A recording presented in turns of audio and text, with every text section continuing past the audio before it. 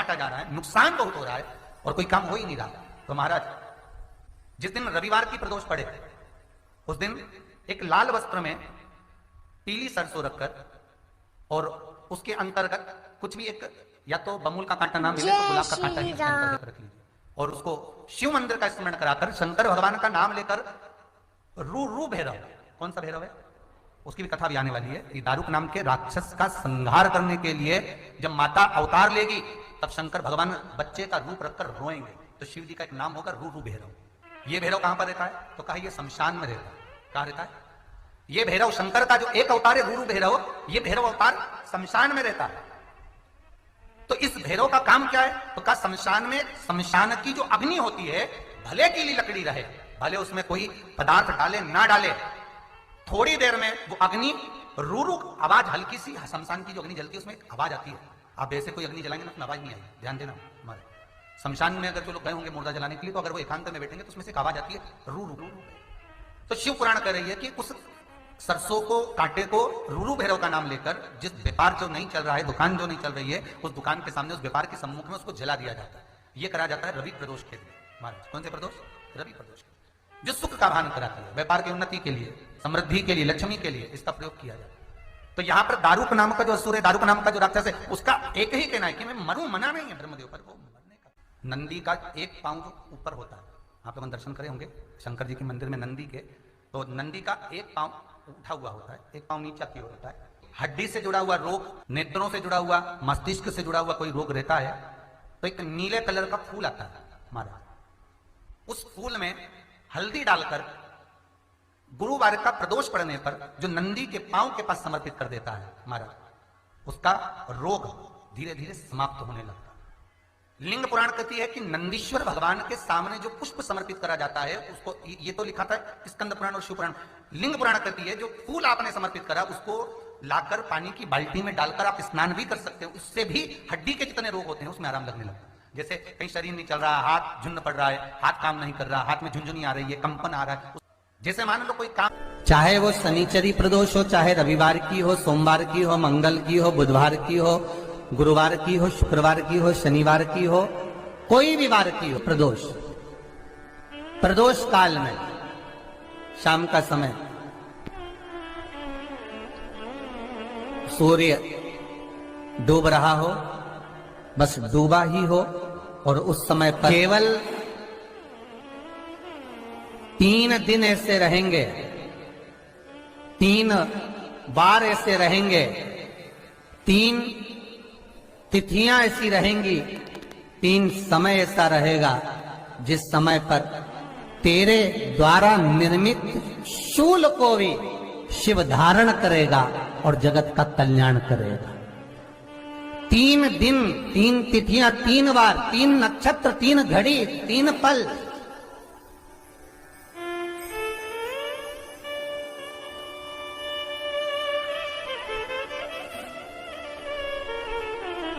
जिसमें बाबा शूल भी धारण करते हैं, और शूल अकेले धारण नहीं करते महाराज, जो धतूरा होता है ना, दर्शन करें धतूरे के, कांटे कांटे सा होता है धतूरा, तो वो धतूरे के साथ में बाबा शूल धारण करते हैं, बेलपत्री के शूल को। ये बहुत बहुत आनंदमय कथा है महाराज जी, जिसके जीवन में हमेशा कांटे ही मिले हैं। बेटी बड़ी हुई तो घर में मायके में दुख देखा, और मायके से गई ससुराल में तो ससुराल में दुख देखा, ससुराल में भी दुख देखने के बाद में भी पति को बहुत कुछ काम खुलवाया, बहुत धंधे खुलवाए, नौकरी लगवाई, पर वो पति बार बार छोड़ कर आ गया, बार बार तकलीफ भोग रहा है, बार बार कष्ट भोग रहा है। फिर थोड़े दिन काम करता है, थोड़े दिन छूट जाता है, फिर व्यापार में बढ़ता है, फिर छूट जाता है, फिर कोई दुकान खुलवाई, थोड़े दिन अच्छी चली, फिर वापस वहीं घर पर आकर बैठ गया, अर्थात उसके जीवन में वो शूलता चल रही है। तो बाबा देवाधिदेव महादेव कहते हैं ये 3 घड़ी, 3 पल, 3 नक्षत्र, 3 समय, 3 दिन में जो शूल मुझे समर्पित करता है उसके जीवन से मैं शूल हटा देता हूं। वो 3 दिन लिखे स्कंद पुराण।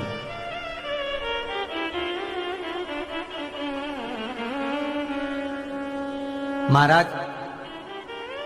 बैसाख महीने में जो प्रदोष आती है, बैसाख के महीने में बहुत ध्यान से सुनना भाई, जो अपनी जिंदगी से बहुत तंग आ गए हो, परेशान हो गए हो, कष्टमय जीवन जी रहे हो, बहुत दुखी हो गए हो, उनके लिए ये स्कंद पुराण का चरित्र फिर मिले ना मिले, आप प्रेम से सुन लो भाव से। पहला, बैसाख महीने की प्रदोष, चाहे वो शनिचरी प्रदोष हो, चाहे रविवार की हो, सोमवार की हो, मंगल की हो, बुधवार की हो, गुरुवार की हो, शुक्रवार की हो, शनिवार की हो, कोई भी वार की हो, पर बैसाख महीने की प्रदोष, प्रदोष काल में शाम का समय सूर्य डूब रहा हो, बस डूबा ही हो, और उस समय पर सूर्य के डूबन के तुरंत बाद बाबा को धतूरे के साथ में बेलपत्री ना चढ़ाते हुए बेलपत्री के वृक्ष के 7 कांटे बाबा के शिवलिंग पर समर्पित करे जाते हैं महाराज, अपनी जिंदगी में अड़चनों को हटाने के लिए। फिर आप जिस व्यापार में उतरे, जिस व्यवसाय में उतरे, जिस नौकरी में उतरे, आप दिल से करें, आपको तरक्की मिलेगी। आप हार नहीं सकते, नीचे नहीं आ सकते, उन्नति पर ही चढ़ेंगे। एक वैशाख मास की प्रदोष, दूसरा शिवरात्रि के दिन मध्याह्न का समय महाराज, जो बड़ी शिवरात्रि होती है माघ की, बड़ी शिवरात्रि के अंतर्गत मध्याह्न का समय दोपहर के ठीक 12 बजे, चाहे फिर वो कोई भी दिन हो महाराज, शिवरात्रि जिस दिन पड़ रही हो,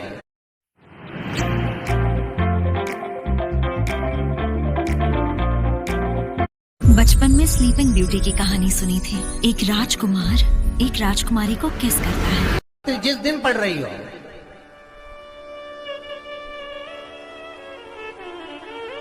उस दिन भी धतूरे के साथ बाबा को 7 कांटे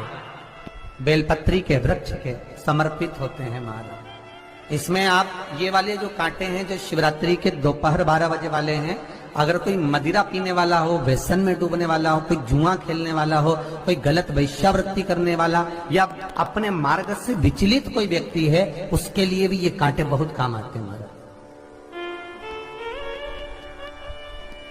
दूसरा, पार्वती तेरे द्वारा तेरे नयन अश्रु से जो प्रगटा हुआ बेल का वृक्ष है, द्वितीय शूल मैं वहां धारण करता हूं, तृतीय शूल, तीसरा शूल जो वर्णन करा गया महाराज, भगवान श्रावण के महीने में जो भी दूसरा सोमवार पड़े, जो भी पड़े, श्रावण के महीने का दूसरा सोमवार, आप सबको पहले भी श्रावण के महीने में जो कथा कही उसका व्याख्यान वर्णन करा कि श्रावण का महीने का महत्व क्या है, वो भी आपको ऑनलाइन कथा में आप लोग सुन चुके हैं। लाइव कथा में श्रावण का पूरा महत्व बताया था कि श्रावण के महीने में शंकर भगवान को पूरा लेखा जोखा का भार प्रदान किया गया था। दूसरा सोमवार, श्रावण के महीने का जो दूसरा सोमवार होता है, उस दूसरे सोमवार में रात्रि के समय पर, अर्थात शास्त्र अब घड़ी और पल का स्मरण करेंगे तो रात्रि के बजेंगे 10 से 12 बजे महाराज, 10 से 12 के बीच में धतूरे के साथ बाबा को शूल समर्पित होता है महाराज। ये भी हमारी बाधाओं को, हमारी तकलीफों को, व्यापार व्यवसाय के लिए, नौकरी सर्विस के लिए, बहुत सारे एग्जाम में आप बैठ लिए, गवर्नमेंट एग्जाम के लिए बैठ लिए, नहीं हो रहा, ये 3 बार मेरे शंकर को बेलपत्री के वृक्ष के शूल समर्पित होते हैं, उसका आनंद पाना। मेरी जीजियों, 2 चीजें बड़ा स्मरण में रखिएगा। एक, बैसाख महीने में मट्टी के पात्र का जल, अभी क्या चल रहा है, फागुन, अभी क्या चल रहा है, फागुन। जब बैसाख का महीना आए ना,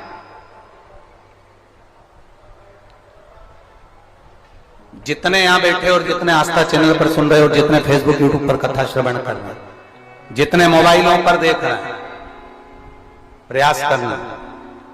बैसाख के महीने में मिट्टी के पात्र में जो रात्रि भर जल रखा हो, मिट्टी के पात्र में, अगर आपके पास में घड़ा हो, हंडा हो, नी हो, तो दिया हो, दीपक हो, कुल्लड़ हो, कोई भी तुम्हारे पास में जो मिट्टी का पात्र उसमें जल भरना, वो जल बैसाख के महीने की किसी भी सोमवार के दिन, किसी भी सोमवार के दिन, बैसाख महीने